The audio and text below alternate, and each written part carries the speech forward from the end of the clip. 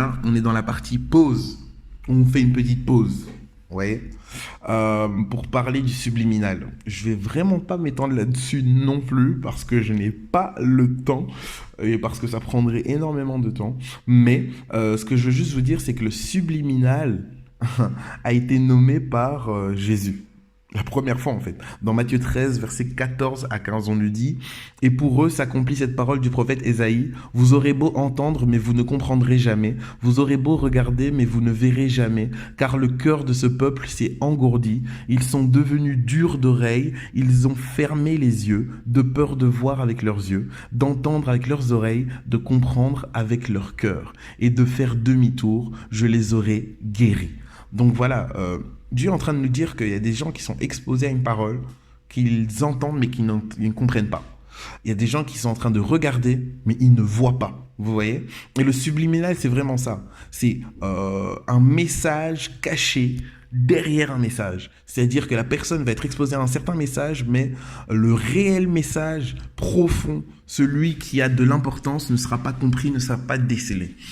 Et malheureusement, on voit que le subliminal est un peu une conséquence du péché, parce que c'est la rébellion de l'homme qui a donné accès au subliminal. Avant, l'homme était connecté spirituellement à Dieu et comprenait, discernait tout ce qui était dans le message de Dieu. Mais maintenant, l'homme étant déconnecté de Dieu, son message paraît flou. Et en étant conscient de ça, que le monde utilise beaucoup le subliminal pour impacter l'homme, nous, on doit être conscient qu'on doit aussi utiliser, entre guillemets, le subliminal pour amener l'homme vers Dieu. Alors ici, on va faire une pause sur la culture véhicule des codes. Alors, il y a 4 formes principales véhiculant la culture au sein de la jeunesse. Ok, ce sont les films, séries, dessins animés, mangas. J'ai mis ça dans les films, les tendances web, la musique et la mode. Faut savoir en fait que tous ces véhicules culturels vont véhiculer un message. Et ce message, malheureusement, c'est un message qui est lié à la construction de l'être. Comment s'habiller, comment être, comment se comporter, comment plaire. Donc on voit que l'industrie du divertissement répond quand même à des questions essentielles à l'homme. Sous couvert du divertissement, les films, les séries, etc. vont répondre à des questions profondes. Parce que en fait, donc ce qui se passe, c'est que la personne va regarder un film, etc., etc. Et on est matraqué, hein, on est matraqué en termes visuels. Les gens regardent des films du matin au soir, etc., etc. Et dans ces films, les personnages seront face à des questions existentielles, des questions profondes. Et ces personnes vont y répondre. Et la personne ou le jeune qui est en face de ce contenu visuel va être sensible aux réponses apportées par le personnage. Le problème, c'est que notre identité est connue et révélée, notre connaissance de soi est révélée par l'introspection. Nous, en tant qu'enfant de Dieu, notre introspection est toujours conduite par la parole de Dieu, au travers du Saint-Esprit. On sait que nous ne pouvons nous découvrir uniquement que via Dieu, parce qu'il nous connaît mieux que nous-mêmes. Mais pour quelqu'un de normal, l'introspection va lui permettre de se connaître. Mais même pour lui, malheureusement, il y a de moins en moins de temps d'introspection, parce que tous ces temps d'introspection sont remplacés par un matraquage visuel où il va regarder un personnage se poser des questions et répondre à ces questions-là. Et donc, sa découverte de l'identité sera remplacée par un modèle et une transmission idéologique. À l'époque, les prophètes étaient la parole de Dieu et permettaient au peuple d'Israël de pouvoir être connecté à Dieu, de connaître sa volonté. Aujourd'hui, nous avons différents types de prophètes, nous avons des prédicateurs qui transmettent un message. Il faut vraiment faire attention à ça. Les séries pré-ados, etc. Montrent des enfants en train de s'embrasser, donc il y a un éveil à la sexualité. On voit des parents inexistants, des parents qui sont cool, qui laissent leurs enfants tout faire, et donc il y a une confusion générale. Donc, on voit ces enfants dont les parents laissent tout faire, ils sont indépendants, ils vont les uns chez les autres, ils choisissent de dormir les uns chez les autres. En fait, ils vivent leur vie. Et les jeunes qui sont en contact avec ce produit sont influencés, sont impactés. C'est les séries pré-ados, etc., qui vont dicter la cool attitude, qu'est-ce qui est cool. On représente les personnes intelligentes ou ayant la connaissance comme étant antipathiques, comme étant non cool, non sympa, non des personnes qu'on ne devrait pas suivre en fait. Et par contre, on représente les personnes qui ne sont pas intelligentes, qui sont sportives comme les meilleures. On représente certains groupes ethniques toujours de la même manière, les noirs étant cool, aimant la musique, aimant le sport, etc. Et tous ces genres de choses vont créer des codes qui vont pousser les jeunes à se représenter ou à s'identifier à des catégories pour être acceptés au niveau de la société. Hein, on va représenter la jeune fille comme étant la jeune fille sexy, ayant une connaissance d'elle-même, étant capable de jouer de ses charmes, etc., comme étant la meuf qui doit être belle. C'est elle qui est la meilleure parce qu'elle sait, elle est jolie, parce que elle est... C'est un peu les représentations là. On va montrer les filles comme étant des filles indépendantes, intelligentes, etc. Les garçons comme étant un peu lourdeaux, réfléchissant pas trop. Le leadership est devenu féminin. Et on se demande pourquoi aujourd'hui, dans notre époque, les filles sont aussi rebelles par rapport à l'autorité masculine et n'en veulent pas.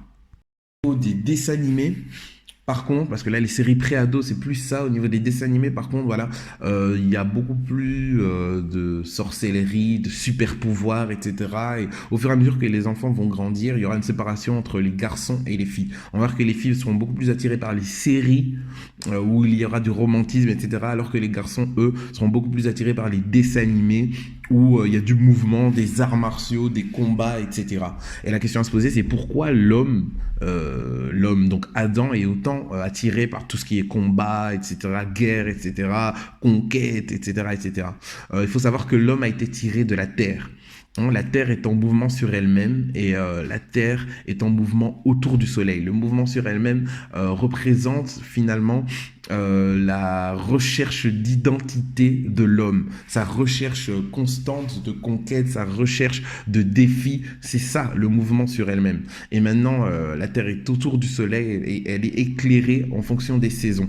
Et Dieu, en fait, le Soleil représente Dieu et la lumière représente le Saint-Esprit. Et donc le Saint-Esprit nous éclaire certains pans de notre comportement, de notre personne en fonction des saisons. Donc nous ne pouvons pas réellement nous connaître nous-mêmes profondément sans la lumière du Saint-Esprit. Mais l'homme naturel va continuer constamment à tourner autour de lui-même afin de se connaître, se découvrir, et c'est pour ça qu'il va devenir fou. Parce qu'en continuant à tourner constamment autour de lui-même et en n'ayant pas conscience qu'il tourne autour du soleil et dont il a besoin de cette lumière, mais il va devenir fou, il va avoir la tête qui tourne. Les dessins animés vont montrer l'homme comme étant un être supérieur avec des pouvoirs, des capacités, et le chemin d'ailleurs vers ce pouvoir, ces capacités, vers le fait de pouvoir devenir cet homme supérieur, sont via la magie, via la science occulte, etc., etc. Donc on va bourrer le mou aux jeunes garçons par l'autodétermination. Ils sont capables de tout faire, ils sont capables de tout faire, ils sont capables de tout savoir. S'ils veulent, ils peuvent, etc. Alors, quand ils vont rentrer à l'écodime, on va leur dire, oui, voilà, Dieu s'est fait homme, il s'est abaissé, il s'est sacrifié. Ils vont dire, non, si Dieu est tout-puissant, ben, il fait tout, il renverse tout, il impose les lois. Donc, vous voyez que l'idéologie sera complètement opposée. Au fur et à mesure du temps, le dessin animé ne sera pas assez conséquent. Ouais, c'est de la consommation. Ce ne sera pas assez conséquent. Donc là, maintenant, les garçons vont se tourner vers les mangas qui sont plus violents, où il y a un anti-héroïsme, il n'y a plus héros qui a des bonnes valeurs et qui se bat pour lui. Non, c'est anti-héros, je suis fort, je me bats pour moi-même, je me bats pas pour les autres. D'ailleurs, c'est pas pour le bien que je me bats, c'est pour mes intérêts. Et les garçons qui seront face au manga auront aussi, et qui consommeront ça, il y aura aussi une sorte d'esprit de refus de grandir. Et on constate là ça aussi dans les jeux vidéo, etc. Les hommes sont de plus en plus amenés à à mettre le divertissement comme une place de choix dans leur vie. Le divertissement a une plus en plus grande place et sont un peu des hommes-enfants. Parce que le divertissement est là et doit être là. Ils ont besoin de ça. Ils ont besoin de se divertir, etc., etc. La question à se poser, c'est est-ce que le divertissement, donc le fait de sortir, de se déconcentrer, de se défocaliser d'un but, est-ce que c'est réellement nécessaire pour l'homme? Point d'interrogation. Mais en tout cas, c'est la situation actuelle. Le manga est aussi une porte d'entrée pour la pornographie parce qu'il représente la femme de manière suggestive, pas dans tous les types de mangas, mais dans beaucoup de mangas. Soit il y a une extrême violence, ou soit on montre la femme sous des formes suggestives. Et ça va être une porte ouverte pour la pornographie. Pourquoi? Parce que à force d'être matraqué visuellement par des positions lascives de femmes, ben, le garçon sera stimulé. Puisque notre stimulation à nous les hommes est essentiellement visuelle. Les tendances web, oui, j'ai mis des points d'exclamation pour tendances web, pour manga, parce que j'ai pas été à fond dans le sujet. C'était juste pour vous donner une perspective. Donc ouais, les tendances web, voilà, on voit que c'est véhiculé par des icônes en fait. On voit vraiment l'impact des icônes sur toutes les différentes catégories sociales et tout garçon ou fille quoi. On voit vraiment l'impact des icônes. Donc les icônes dictent les codes, elles disent voilà qu'est-ce qu'il faut faire, elles inventent les modes et les gens suivent. C'est vraiment des guides pour les gens, guide pour les tendances, guide pour les fêtes, ou comment on doit fêter, comment on doit faire, pourquoi, parce que telle star, tel autre star a fait ça. Alors, on sait ça, la notion de la fête, c'est ça la notion de l'enjaillement, c'est comme ça qu'on doit poser. D'ailleurs, enjaillement, ça vient de une star, etc. Elle l'a dit, donc je le répète. Donc, c'est vraiment incroyable comment les tendances web frappent et fascinent. Et elles créent maintenant les modèles de conduite au niveau de la jeunesse. Bon, généralement, elle frappe énormément, beaucoup plus les filles pour la simple et bonne raison qu'il y a un système un peu d'identification, séduction. Les filles sont vraiment très séduites par certaines icônes féminines. Je dirais qu'il y a des esprits qui travaillent pour les filles et des esprits qui travaillent pour les garçons. Et au niveau des filles, il y a beaucoup, je dirais, cet esprit de sirène où les filles s'identifient, waouh, elle est belle, j'aimerais tellement être comme elle, etc. Un peu le syndrome de la petite fille et la princesse. Et à cause de ça, elles vont reproduire les modèles vestimentaires de ces stars, de ces icônes, de ces femmes belles, de ces sirènes.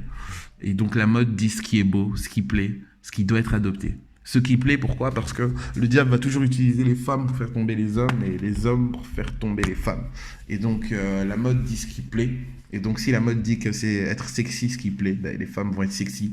Et si les femmes sont sexy, les hommes seront portés vers la sexualité. Si les hommes seront portés vers la sexualité, alors les femmes seront considérées comme des objets.